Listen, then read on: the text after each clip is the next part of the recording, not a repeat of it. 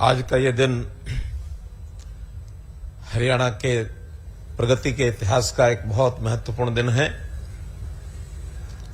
जैसा एक संयोग जुड़ा है 24 जनवरी 2024 और कुल राशि 2024 करोड़। इस ऐतिहासिक दिन पर यहां अपने साथ मंच पर विराजमान हमारे कृषि मंत्री श्री जेपी दलाल जी, हमारे स्थानीय निकाय विभाग के मंत्री डॉक्टर कमल गुप्ता जी, हमारे सांसद श्री ब्रजेंद्र सिंह जी, विधायक बरवाला श्री जोगराम स्याग जी, यहां हमारे जो LUVAS university Lajpat Rai university of veterinary sciences Shri Vinod Verma ji, विभिन्न जिलों से जुड़े हुए मेरे साथी मंत्रीगण, सांसदगण, विधायकगण, सभी जिलों के प्रशासनिक अधिकारी, सभी विभागों के अधिकारी, उपस्थित सभी हमारे महानुभाव बहनों भाइयों, पत्रकार छायाकार मित्रों,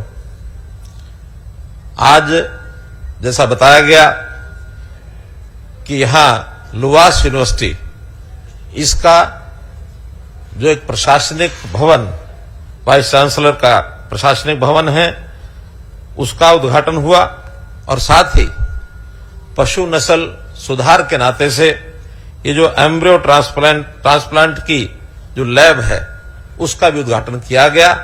इस अवसर पर मैं यहां के सभी वैज्ञानिकगण, सभी प्राध्यापक, सभी विद्यार्थीगण, इनको विशेष बधाई और शुभकामना देता हूं कि अपनी यात्रा में ये बहुत आगे बढ़ रहे हैं। हरियाणा चूंकि कृषि प्रधान प्रदेश है, तो यहां के किसान की, कृषक की आय बढ़ाने के लिए खेती के साथ साथ जो अन्य एलाइड सर्विसेज हैं, अन्य जो सहायक ऐसे व्यवसाय हैं, उनको आगे बढ़ाने के लिए भी बहुत काम किया जा रहा है। इस अवसर पर यहां के सभी संबंधित लोगों को बहुत बहुत बधाई। हरियाणा में इंफ्रास्ट्रक्चर के जो आज उद्घाटन और शिलान्यास चाहे यहां से किए गए हैं, जैसा 10 बड़े प्रोजेक्ट जिनका उद्घाटन शिलान्यास यहां से किया गया है 784 करोड़ रुपए, शेष शिलान्यास उद्घाटन सब जिला केंद्रों पर अथवा अन्य स्थानों पर जो वहां के हमारे मुख्य अतिथि जो भी जिस कार्यक्रम में है उनके द्वारा किया गया है। उन सबको भी, पूरे हरियाणा के लोगों को भी मैं अपनी ओर से बहुत बहुत बधाई और शुभकामना देता हूं। जैसा हम जानते हैं कि इंफ्रास्ट्रक्चर एक ऐसा माध्यम है जिसके कारण से किसी भी प्रदेश अथवा देश की जो अर्थव्यवस्था है वो उसके ऊपर निर्भर होती है। अमेरिकन लोगों का यह मानना है कि हमारे देश में जो इंफ्रास्ट्रक्चर है, कुछ लोग तो ये सोचते हैं कि वो धनी देश है, अमीर देश है, इसलिए वहां का इंफ्रास्ट्रक्चर शायद मजबूत है, लेकिन अमेरिका के लोग कहते हैं हमने पहले इंफ्रास्ट्रक्चर पर ध्यान दिया, हमारा इंफ्रास्ट्रक्चर मजबूत है, इसलिए हमारी अर्थव्यवस्था अच्छी है। तो वैसे तो एक दूसरे के साथ जुड़ी हुई चीजें हैं, लेकिन फिर भी जितना इंफ्रास्ट्रक्चर अच्छा होगा उसमें से दीर्घ काल तक आर्थिक व्यवस्था उस देश और प्रदेश की अच्छी बनती है। तो आज हरियाणा के नाते से हम ये कह सकते हैं कि हमारा जो भौतिक विकास है, इसमें हमारी प्रगति और समृद्धि जो लगातार हो रही है वो इसी के कारण से हो रही है। हमने जहां भौतिक विकास है उसके साथ साथ अपने सांस्कृतिक और सामाजिक विकास पर भी बहुत ध्यान दिया है। सांस्कृतिक विकास के नाते से अगर मैं इन्हीं दिनों की घटना को याद करता हूं, तो जैसे देश राममय हुआ है, जैसा इस 22 जनवरी की हम एक प्रकार से इंतजार वर्षों से कर रहे हो, इस प्रकार का माहौल 2 दिन पहले जो देश में हुआ, स्वयं प्रधानमंत्री जी ने और भगवान राम के उस मंदिर का प्राण प्रतिष्ठा का कार्यक्रम बड़े दिव्य और भव्य ढंग से कराया है। उससे एक प्रकार से देश की जनता में एक उल्लास, एक उत्साह ये दौड़ा है, ये बढ़ा है। प्रधानमंत्री जी एक विकास पुरुष के नाते से मैं ये भी कहूंगा कि वो एक आध्यात्मिक व्यक्ति भी हैं। यानी जैसे हम सुन रहे थे कि इस शिलान्यास और इस जो कार्यक्रम हुआ अपना अयोध्या में, इस प्राण प्रतिष्ठा के कार्यक्रम से पूर्व शामिल होने से पहले 11 दिन का लंबा उपवास ये उन्होंने किया है। तपोवर्ग के साथ ही ये काम संभव होता है, सामान्य व्यक्ति इसको कर नहीं सकता है। तो इस प्रकार से इस कार्यक्रम के माध्यम से हमारी जो नई पीढ़ियों को जिस प्रकार का ये उत्साहपूर्वक एक इस कार्यक्रम के माध्यम से और जैसा एक उत्साह मिला है, ऊर्जा मिली है, ये हमारे इस काम को आगे बढ़ाने में पीछे नहीं छोड़ेगा। मैं पुनः आज के इस शिलान्यास के कार्यक्रम के ऊपर आता हूं, जिसमें 76 योजनाएं ऐसी हैं जिनका शिलान्यास का कार्यक्रम हुआ। 1338 करोड़ रुपए की उनकी लागत हुई है और ऐसे ही 76 परियोजनाओं का उद्घाटन भी हुआ है जिसका 686 करोड़ रुपए का और उस पर लागत आई है। तो इन कार्यक्रमों के माध्यम से हम पूरे प्रदेश में एक यह संदेश देने में सफल हो रहे हैं कि विकास हमारे लिए बहुत महत्वपूर्ण चीज है। आज ऑनलाइन ये कार्यक्रम जो किया है कोई पहली बार नहीं किया है। वास्तव में तो कोविड का समय एक ऐसा समय आया था जब ये नई राह कोविड ने हमको दिखा दी थी, क्योंकि इतने सारे प्रोजेक्ट स्वयं उपस्थित होकर के वहां उद्घाटन शिलान्यास करने का समय भी बहुत लगता है, साधन बहुत लगते हैं। तो हमने 2019 में पहली बार ये जो कार्यक्रम किया था उद्घाटन शिलान्यास का, जिसमें से 209 प्रोजेक्ट 4000 करोड़ रुपए के उसने में किए थे और लगातार ये 8वां कार्यक्रम हमारा है ऑनलाइन शिलान्यास उद्घाटन का। और अगर 8 कार्यक्रमों का मैं कुल संख्या आपको बताता हूं तो 7 कार्यक्रम पहले जो हुए 1459 प्रोजेक्ट जिनकी कुल राशि 15,091 करोड़, इतने बड़े कार्यक्रम हमने किए हैं, जिसमें आज 8वां कार्यक्रम और जुड़ गया है जो 2024 करोड़ रुपए का ये जुड़ा है। तो इस कारण से हम अपनी जो विकास की गति है उसको बराबर आगे बढ़ा पाए हैं। आज जिन 19 जिलों में इस उद्घाटन और शिलान्यास के कार्यक्रम हुए हैं उसमें उल्लेख करना चाहूंगा गुरुग्राम, जहां आज 42 प्रोजेक्ट, सबसे बड़ी संख्या वहां हुई है। भले प्रोजेक्ट छोटे थे लेकिन सबसे बड़ी संख्या गुरुग्राम जिले की रही है। और राशि के नाते से फरीदाबाद 270 करोड़ रुपए, फतेहाबाद 268 करोड़ रुपए, हिसार 156 करोड़ रुपए। तो उल्लेखनीय जिलों में इनकी जो गिनती है वो सब होती है। हमने इस मजबूत इंफ्रास्ट्रक्चर के लिए प्रदेश में कुछ विशेष प्रकार की व्यवस्थाएं भी की हैं ताकि हमारे जो काम हैं उनकी गति वो लगातार बनी रहे, उस गति में कोई व्यवधान न पड़े। इसके अंदर हमारे फाइनेंस डिपार्टमेंट का एक बहुत बड़ा एक पहलू, जो अर्थव्यवस्था के हिसाब किताब को जानते हैं उनको समझ में आएगा कि कई बार वर्ष अंत 31 मार्च को कुछ प्रोजेक्ट ऐसे होते हैं जिनकी राशि मंजूर होती है, वो 31 मार्च को बची हुई राशि लैप्स हो जाती रही है। लेकिन 2 वर्ष पहले हम वो राशि लैप्स न हो, एक विशेष व्यवस्था की जिसको हमने कहा medium term expenditure framework reserve fund, अर्थात जो राशि 31 मार्च को बचती है और किसी प्रोजेक्ट विशेष के लिए उसको रिजर्व किया जाता है, तो बचने के बाद वो लैप्स नहीं होगी बल्कि एक रिजर्व फंड में चली जाएगी ताकि अगले वर्ष में उस काम को उसी राशि से कराया जा सके। नए प्रोजेक्ट जो आते हैं उसमें यदि राशि की कोई आवश्यकता पड़ जाए बीच में, उसी फंड में से उसका उपयोग भी कर सकते हैं और आने वाले बजट में उसका अलग से प्रावधान किया जा सकता है। तो इस के माध्यम से हमारे जो प्रोजेक्ट हैं लगातार वो चलते हैं, उसके अंदर कोई कठिनाई नहीं आती है। पूरे प्रदेश का एक समान विकास 2014 में सत्ता संभालने से पहले ही हमने कहा था हरियाणा एक, हरियाणवी एक। कभी हमने इस प्रकार का कभी दुविधा नहीं मन में आई है कि किसी विशेष जिले का, किसी विशेष इलाके का विकास ज्यादा होना चाहिए, चाहे वो नूंह जिला हो, सिरसा जिला हो अथवा पंचकुला जिला हो, फरीदाबाद गुरुग्राम हो, करनाल हो, रोहतक हो, भिवानी हो, हिसार हो, कोई भी जिला। इन सब जिलों में जहां जितनी आवश्यकता वहां से आई है, वहां की डिमांड्स आई हैं अथवा डिमांड नहीं भी आती है, तो मैपिंग के आधार पर जहां जिस चीज की आवश्यकता है हम अपने आप उन कामों को कराने के लिए आगे बढ़ते हैं। अभी पिछले दिनों में हमने शिक्षा विभाग के जो विद्यालय हैं, महाविद्यालय हैं, जहां जहां आवश्यकता लगी 20 किलोमीटर दायरे के अंदर एक कॉलेज जरूर होना चाहिए, हमने बिना किसी की डिमांड के भी ऐसे लगभग 70 कॉलेज पिछले वर्षों में खोले हैं और उसमें भी महिला शिक्षा, इसके ऊपर ज्यादा ध्यान दिया है। अभी इस बार हम स्पोर्ट्स डिपार्टमेंट की मैपिंग करा करके और उस कमी को, जहां कहीं कमी है, हालांकि स्पोर्ट्स में हमारा स्थान बहुत अच्छा है, प्रदेश का कहीं पीछे नहीं है, लेकिन फिर भी और आगे बढ़ने के लिए जहां कहीं किसी खेल की ज्यादा आवश्यकता समझे या वहां की रुचि समझते हैं लोगों की, उन स्थानों के ऊपर खेलों का इंफ्रास्ट्रक्चर पूरा होना चाहिए। अभी 10 किलोमीटर दायरे के अंदर कोई ना कोई खेल का एक अवसर जरूर मिल जाए खिलाड़ियों को। तो ऐसी जब मैपिंग की गई है, 307 गांव ऐसे मिले हैं जहां 10 किलोमीटर के अंदर कोई खेल सुविधा नहीं है। अभी हमने खेल विभाग को निर्देश दिया है कि सबसे पहले इन 309 गांव या 307 गांव में अगर मांग नहीं भी आई है तो भी इन 307 गांव में कौन से खेल का कौन सा छोटा बड़ा कार्यक्रम शुरू किया जा सकता है, इसका प्रबंध हम इस अगले वर्ष करने वाले हैं। अर्थात मांग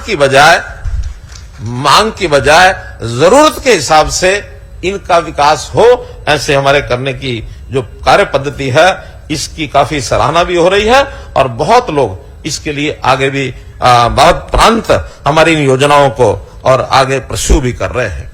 इन सब काम को करते समय हमने अपने सामाजिक बदलाव में भी सिस्टम में बदलाव, सामाजिक विकास के नाते सिस्टम में बदलाव बहुत किए हैं। व्यवस्था परिवर्तन के काम अगर देखा जाए, किसी चीज का निर्माण करना आसान है, लेकिन किसी सिस्टम में बदलाव करके लोगों को गले उतारना यह बहुत मुश्किल है। हमने कितने ही बदलाव किए हैं, भर्तियों के सिस्टम में बदलाव किया, ट्रांसफर्स के सिस्टम में बदलाव किया, और हमने ट्रांसपेरेंसी लाने के लिए, करप्शन को समाप्त करने के लिए कितने ही पोर्टल्स, कितने ही हमने इस प्रकार के सिस्टम बनाए ताकि लोगों को सीधी व्यवस्थाएं उनके घर पर पहुंचे, उनकी जरूरतें पूरी हों, घर पर पहुंचे। और सबसे बड़ा काम आपने देखा है, हमने जो पूरे समाज का डाटा इकट्ठा करने के लिए 71 लाख परिवार हमारे एक खाते में हमारे पास आ जाए, परिवार पहचान पत्र, एक यूनिक ऐसा काम किया है जो किसी प्रदेश ने, किसी देश ने आज तक नहीं किया है।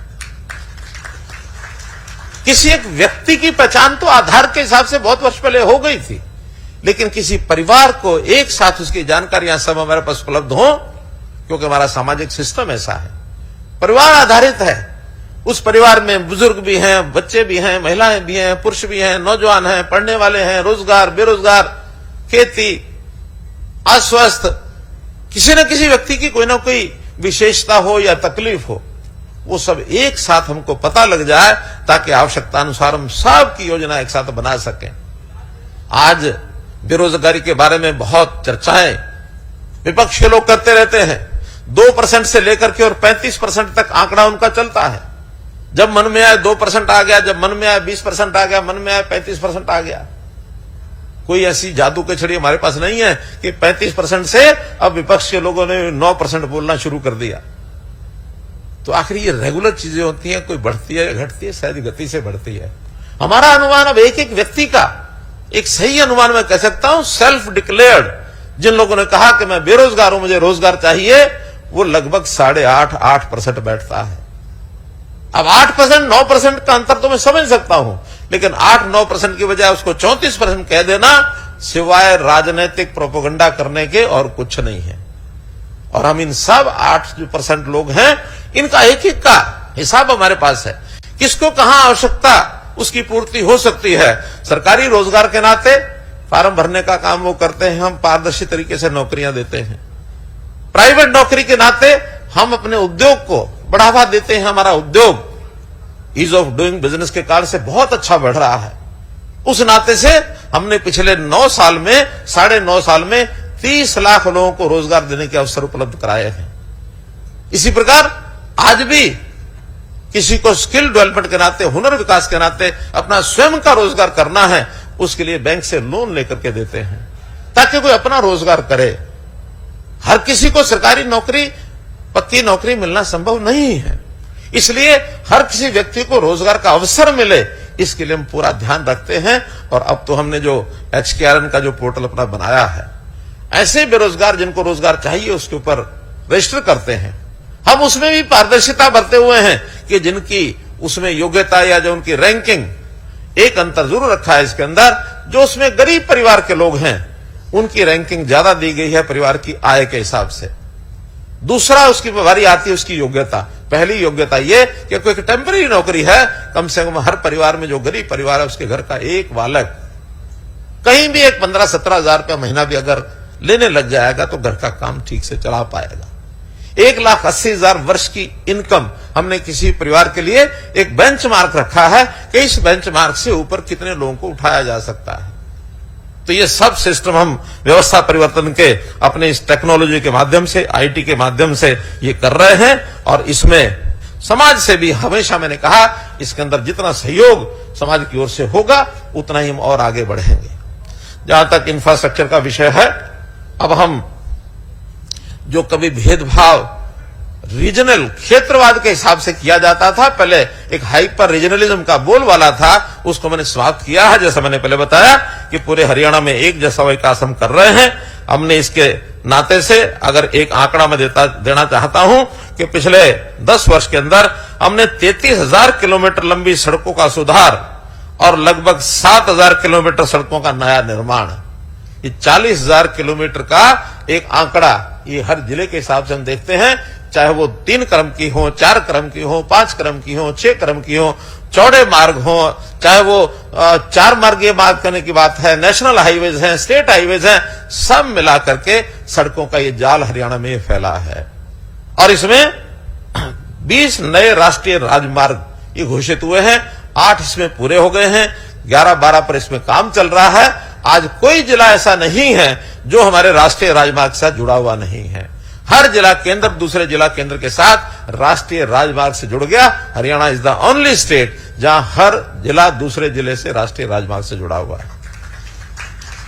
इस इंफ्रास्ट्रक्चर के कारण से हमारे यहां उद्योगपति अब बेस्ट, जिसको कहना चाहिए देयर प्रेफर्ड डेस्टिनेशन अगर कोई है तो Haryana is their best preferred destination. हमें कई लाभ हैं, राजधानी के निकट होने का भी लाभ हमको है। और उस नाते से विदेश की कंपनियां, एमएनसीज, जो गुरुग्राम, फरीदाबाद, पलवल, झज्जर, रोहतक, पानीपत, इस एरिया में वो पहले से चल रहे हैं। और उसके अंदर एक बड़ा योगदान है एयरपोर्ट का। हम हिसार के लोग सौभाग्यशाली हैं कि हरियाणा का अगला एकमात्र एयरपोर्ट जो अपना बनने वाला है वो हिसार का एयरपोर्ट बनने वाला है। तो हिसार का एयरपोर्ट जैसे आगे बढ़ रहा है, वैसे हिसार और इसके आसपास अब लोगों की नजरें ये आ गई हैं। हमारे पास बहुत बड़ी डिमांड आ गई है कि हिसार के आसपास आप हमको जमीन उपलब्ध कराइए और हम बड़े इंडस्ट्रियल कोई जो प्रोजेक्ट्स हैं वो लाने के लिए तैयार हैं। डेवलपमेंट प्लान अलग से हिसार की तैयार की जा रही है, अग्रोहा की तैयार की जा रही है, हांसी की तैयार की जा रही है, जीटी रोड के आसपास। और अब बहुत जल्दी ये जो रेलवे लाइन रोहतक से हांसी अब कंप्लीट हो गई है, रेल मंत्री जी बहुत जल्दी इसका उद्घाटन करेंगे ताकि सीधा दिल्ली के साथ हिसार के लोग हांसी से रोहतक और दिल्ली इस नाते से फास्ट ट्रेन के साथ जुड़ जाएं, तो उसी नाते से एयरपोर्ट की एक प्रकार से उसमें सुविधा जरूर होगी। तो आज के इस अवसर पर कुछ प्रोजेक्ट्स की अगर जानकारी आपको देनी हो तो मैं इतना ही दे सकता हूं कि ईस्टर्न डेडिकेटेड फ्रेट कॉरिडोर जो 72 किलोमीटर लंबा है, उसके कारण से हमारा जो उद्योग है वो उसमें आगे बढ़ रहा है।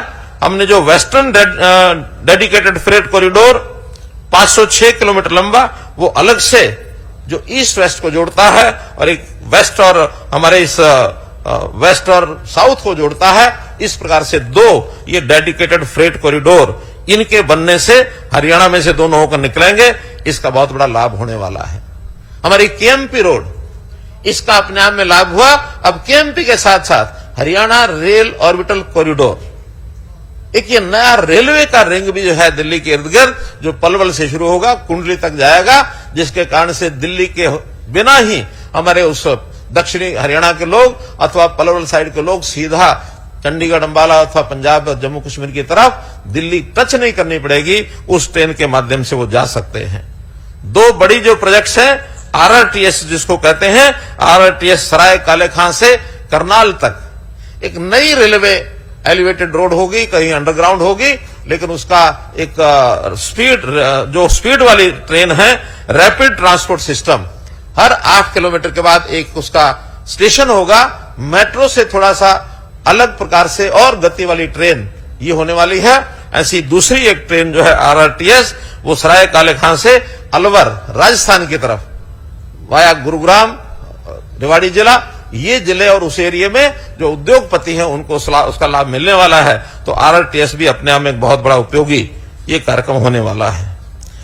जैसे रेलवे लाइंस हैं, इनके ऊपर ऊपरगामी पुल और अंडर ब्रिज ये भी बड़ी संख्या में बने हैं।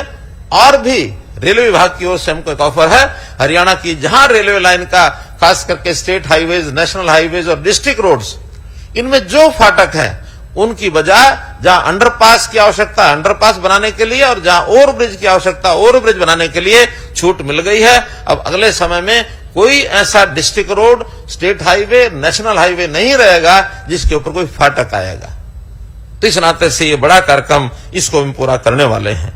रेलवे फैक्ट्री हमें पता ही है, रेल कोच फैक्ट्री सोनीपत के अंदर 161 करोड़ रुपए एकड़ में जो बनाई गई है, वहां नए रेल कोचेज ये इस प्रकार से बनाने का प्रावधान शुरू हो गया है। और ये एकमात्र ऐसी रेल कोच फैक्ट्री होगी जहां आज की जो मेट्रो चलती है उनके लिए नए डिब्बे अब यहां बनने शुरू हो जाएंगे, तो उसका भी हमको लाभ मिलेगा। हमने शिक्षा के क्षेत्र में भी खास करके स्वास्थ्य और मेडिकल एजुकेशन के नाते, जैसा हमको मालूम है कि प्रदेश भर में जब हमने सरकार संभाली थी सिर्फ 6 मेडिकल कॉलेज उस समय चल रहे थे। आज 15 मेडिकल कॉलेज चालू स्थिति में हैं और अगले आने वाले समय में अभी 5 नए मेडिकल कॉलेज निर्माणाधीन हैं, 6 नए मेडिकल कॉलेज खोलने की प्रक्रिया चालू हो चुकी है, जमीन उनकी ले जा चुकी है।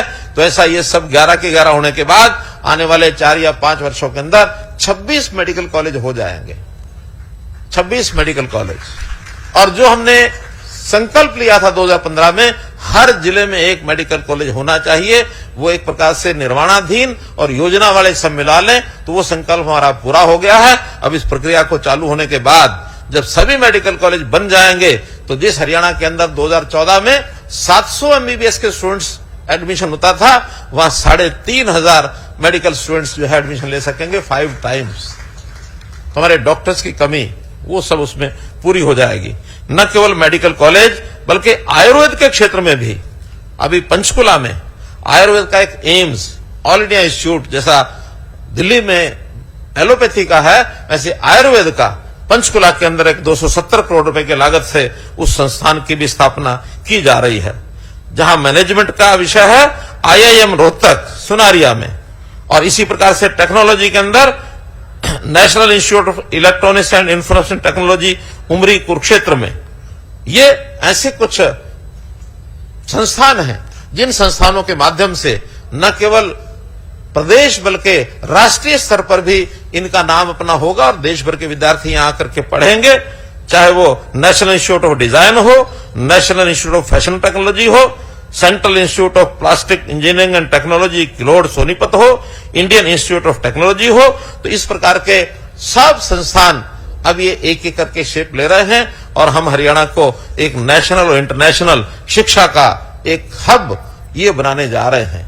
अभी तक सोनीपत में हमारे पास राजीव गांधी एजुकेशन इंस्टीट्यूशन एकमात्र ऐसे स्थान था जहां विदेश के लोग आकर के पढ़ना शुरू हुए थे, लेकिन आज चाहे गुरुग्राम है, चाहे पंचकुला है, चाहे रोहतक है, चाहे सोनीपत है, ऐसे सब स्थानों पर विदेशों के विद्यार्थी बहुत बड़ी मांग आ रही है। अफ्रीका के लोगों ने कहा है कि हमारे यहाँ मेडिकल कॉलेज कम हैं। अभी तंजानिया की वहां की एम्बेसडर मिल गई थी, महिला एम्बेसडर हैं, वो कहने लगे हमारा तंजानिया की आबादी हरियाणा के लगभग बराबर है, लेकिन हमारे यहाँ सिर्फ 2 मेडिकल कॉलेज हैं और आपके यहाँ 15 आज चल रहे हैं और आगे जब 26 हो जाएंगे, हम चाहेंगे कि हमारे यहाँ से भी और मेडिकल कॉलेज के छात्र आप यहाँ हरियाणा में पढ़ाइए। तो आज देश और दुनिया के साथ भी इन चीजों में आदान प्रदान हम लोग कर रहे हैं। तो मित्रों, बताने कहने के लिए बहुत कुछ है, लेकिन मैं तो इतना ही कहूंगा कि अब डबल इंजन की हमारी सरकार लगातार प्रगति के पथ पर है।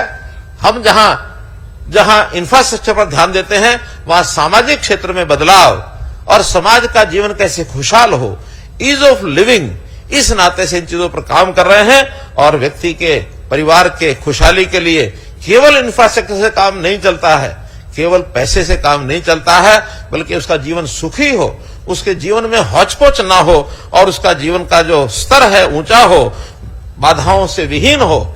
इन सब बातों की ओर हम ध्यान कर रहे हैं। मैं समझता हूं आज के इस दिन जितने भी हमने ये प्रोजेक्ट, चाहे वो इंफ्रास्ट्रक्चर के रहे हैं, चाहे वो हमारी सेवाओं और योजनाओं के नाते से कुछ चीजें आगे बढ़ाई जा रही हैं, इन सब का हमको आने वाले वर्ष में लाभ होगा और हम युग बदल की ओर आगे बढ़ रहे हैं। जैसा परसों के दिन बहुत नेताओं ने जो भाषण दिए, उनका कि देखिए अब युग परिवर्तन का ये विषय है, युग नए युग के परिवर्तन का पहला दिन मान करके आगे बढ़ेंगे तो एक आशाओं भरा, एक खुशहाली भरा, एक लोगों में एक ऊर्जा और उत्साह भरा एक नया युग शुरू हो रहा है। इस अवसर पर आपको बहुत बहुत बधाई, बहुत बहुत शुभकामनाएं।